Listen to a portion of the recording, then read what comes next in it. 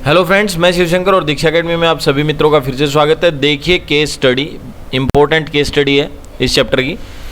इसमें बोल रहा है नितिन एंड हिज सन, दो आदमी है और एक उसका लड़का है, नितिन और उसका लड़का। रन ए लोन सर्विस, एक लोन सर्विस चलाते हैं, which includes mowing, ageing, trimming and altering a loan. Loan के घास को मतलब काटना, उसके किनारे बनाना, उसको ट्रिम करना और ये सारे सर्विसेज वो देते हैं। लोन होता है एक घर में जो हम छोटा मोटा घास का ग्राउंड बना लेते हैं बैठने के लिए, उठने के लिए, थोड़ा अच्छा लगे, बगीचा टाइप का, वो होता है। और उसके अंदर जो कटिंग या उसकी सुंदरता बनाने के लिए जो जो काम किए जाते हैं वही काम ये करते हैं।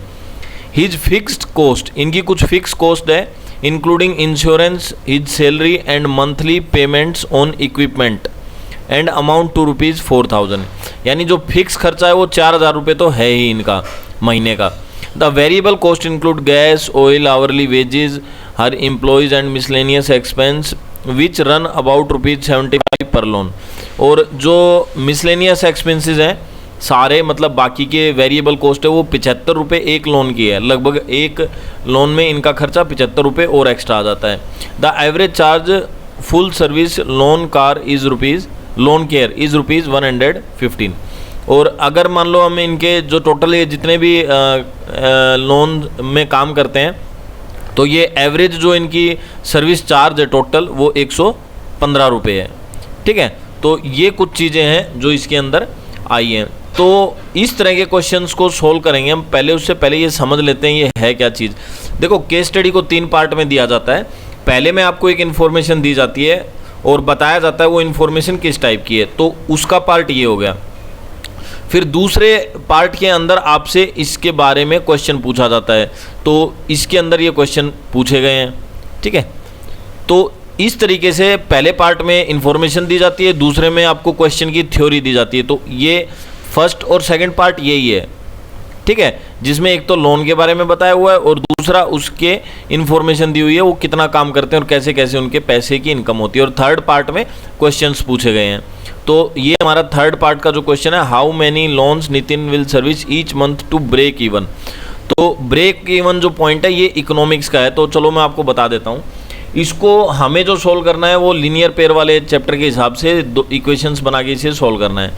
लेकिन अगर आप इसका डायरेक्ट फॉर्मूला अगर आप जानना चाहते हैं ब्रेक इवन पॉइंट का, तो ब्रेक इवन जो पॉइंट होता है या ब्रेक इवन जो क्वांटिटी होती है उसको निकालने के लिए जो वैल्यू होती है वो उसका फॉर्मूला होता है फिक्स्ड कॉस्ट, फिर divide by sale price per unit, selling price per unit, और माइनस होता है वेरिएबल कॉस्ट या आपका वेरिएबल कॉस्ट मान लो आप, यानी आपका जो टोटल एक्सपेंस हुआ एक यूनिट के ऊपर और वेरिएबल कॉस्ट जो है एक यूनिट के ऊपर वो। तो फिक्स्ड जो कॉस्ट है वो कितनी थी, 4,000 रुपये, और वेरिएबल जो कॉस्ट आई है वो लगभग थी हमारी 75 रुपीज़, और एक के ऊपर एक का चार्ज कितना करते हैं ये 115 रुपये। तो इस तरीके से ये आपका जो आएगा ब्रेक इवन पॉइंट आएगा। ठीक है, ब्रेक इवन पॉइंट का ये इकोनॉमिक्स के अंदर फॉर्मूला होता है, यानी फिक्स कॉस्ट यानी जितना भी आपका टोटल खर्चा हुआ है वो, फिर पर यूनिट आप कितना चार्ज करते हैं और वेरिएबल कॉस्ट आपकी कितनी है। तो ये आपका ब्रेक इवन पॉइंट हो जाता है। इससे नीचे आपको नहीं बेचना चाहिए सामान, आप घाटे में रहेंगे। तो 4,000 और डिवाइड बाई 115 माइनस 75 करेंगे तो 25 और 5 30 और 10 40 आ गया। तो 0 से 0 और काट दिया, कितना आ गया 100। तो इसका आंसर हो गया 100। ठीक है, अगर आपको एमसीक्यू टाइप से समझना है ये क्वेश्चन तो आप इस तरीके से इस क्वेश्चन को आप सोल्व करके और 100 पे टिक करके आगे निकल सकते हैं। और अगर आपको सोल्व करना आ जाए यही क्वेश्चन सेम और बोले कि भाई सोल्व करके दिखाओ, तो फिर आप इस क्वेश्चन को कैसे सोल्व करेंगे।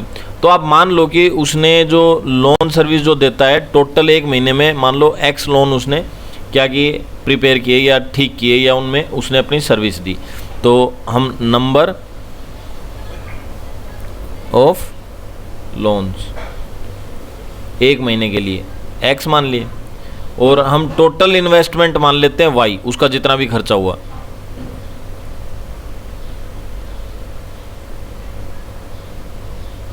तो ये एक्स रुपये हो गए और ये वाई रुपीज़ हो गए। अब देखो क्वेश्चन के हिसाब से हमारी जो इक्वेशन बनेगी वो क्या बनेगी। देखो लोन का नंबर ऑफ लोन x और एक लोन का वेरिएबल चार्ज है 75 रुपीज़, तो टोटल चार्ज कितना हो गया 75x। फिर वेरिएबल कॉस्ट फिक्स कॉस्ट, ये तो हो गया आपकी वेरिएबल कॉस्ट, और फिक्स्ड कॉस्ट कितनी है 4000 रुपये, और टोटल एक्सपेंस कितना हो गया y रुपीज़। ठीक है, तो एक इक्वेशन तो हो गई आपकी ये।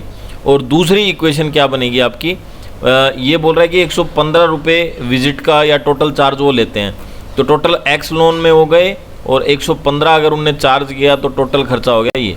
ठीक है, तो दूसरी इक्वेशन हो गई आपकी ये। अब y की वैल्यू आ गई 115x, इस वैल्यू को आप इस इक्वेशन में पुट कर दो, put the value of equation second in first. तो अब हम क्या करते हैं, देखो हमारी पहली इक्वेशन थी 75x plus 4000 equal to y। अब y की जगह मैं ये पुट कर देता हूँ, यानी 115x। अब मैं 75x को उस साइड में ले जाता हूँ, तो 4000 इक्वल टू 115x और माइनस 75x। ठीक है, अब 4000 इक्वल टू कितना आ गया, 115x में से 75x गए तो वही 40x बचा, और x की वैल्यू क्या आ गई आपकी 100। ठीक है, यहाँ से आप y की वैल्यू भी अगर निकालना चाहें तो निकाल सकते हैं। तो y की वैल्यू कितनी आ गई 100 मल्टीप्लाई 115, तो y की वैल्यू कितनी आ गई 115 और 00। ठीक है, तो x तो आपका क्या था भाई, कितने लोन उसने सर्विस प्रोवाइड की, तो 100 लोन में उसने अपनी सर्विस प्रोवाइड की और उसका टोटल खर्चा कितना आया 11,500 रुपये। अब हम क्वेश्चन देख लेते हैं। तो ब्रेक इवन पॉइंट या नितिन मस्ट, यानी नितिन को कितने लोन में सर्विस देनी पड़ेगी ताकि वो अपने ब्रेक इवन पॉइंट पे पहुंच जाए। तो ब्रेक इवन पॉइंट पे पहुंचने के लिए हमारा जो आंसर आया था वो क्या था 100। तो दोनों तरीके से मैंने बताया आपको, इकोनॉमिक मेथड से भी और डायरेक्ट मेथड से भी। फिर दूसरे क्वेश्चन में पूछ रहा है व्हाट इज़ द रिवेन्यू, कितना रिवेन्यू जनरेट करेगा ब्रेक इवन पे, यानी ये अगर 100 उसके हों तो उस पर वो कितना रिवेन्यू जनरेट करता है, मतलब कितने पैसे की उसको इनकम होगी। तो हमने अभी निकाला था, जो आया था हमारा 11,500 रुपये। तो यहाँ पे ये बी वाला ऑप्शन जो है ये आपका है 11,500 रुपये, ब्रेक इवन पॉइंट पे इतना हुआ।